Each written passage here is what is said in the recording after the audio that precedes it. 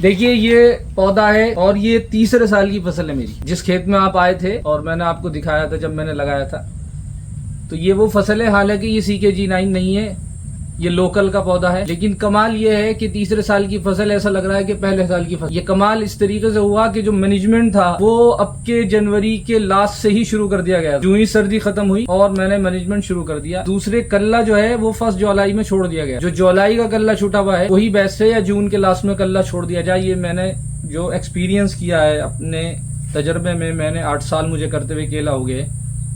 तो जितना ज्यादा अर्ली छोड़ा जाएगा कल्ला उतना ज्यादा तंदुरुस्त होगा और उतना ज्यादा बेहतर होगा।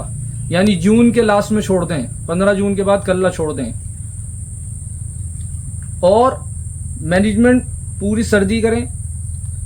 सर्दी की खत्म होते ही फरवरी में शुरू कर दें। और मैंने जो किया है बूस्टर डोज का काम किया है। जो बूस्टर डोज आपने बतलाई थी वो 12, 32, 16 और आपका जो है भूमित्र, ह्यूमिक एसिड और ये जितने भी आपने चीजें बता रखी हैं, और उसको 7 दिन रखना है और उसके बाद उसको ड्रिंचिंग करानी है।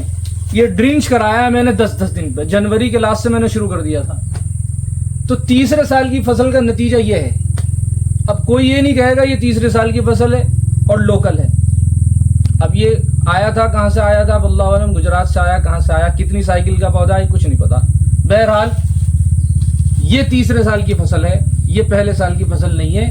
सिर्फ मैनेजमेंट की वजह से और वो बूस्टर डोज जो आपने बतलाई थी उसकी वजह से ये इस मर्तबा जो है वो ये नतीजा निकला।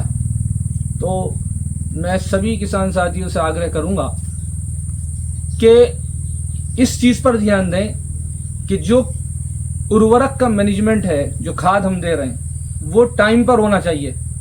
मैंने अब के टाइम, क्योंकि पिछले साल मुझे नुकसान हुआ था, मैं डिले हो गया था और डिले होने की वजह से मुझे कई लाख का नुकसान हुआ, क्योंकि गैल नहीं निकली, दिसंबर में निकली। और मैंने दिसंबर में, हालांकि सर्दी नहीं पड़ी, दिसंबर में जल्दबाजी में सारी गैलें काट दी। तो मैंने जब भी ठान लिया था कि अब के खाद में कोई कमी नहीं होगी, टाइम पर होगी और तरीके से होगी। तो मैंने बिल्कुल टाइम टू टाइम खाद शुरू कर दिया था। जनवरी खत्म होते ही मैंने मैनेजमेंट शुरू कर दिया था। उससे पहले जो हुआ था वो तो हुआ था, लेकिन वो 10-10 दिन वाला बूस्टर डोज, वो बूस्टर डोज मैंने शुरू कर दिया था जनवरी के लास्ट दिन।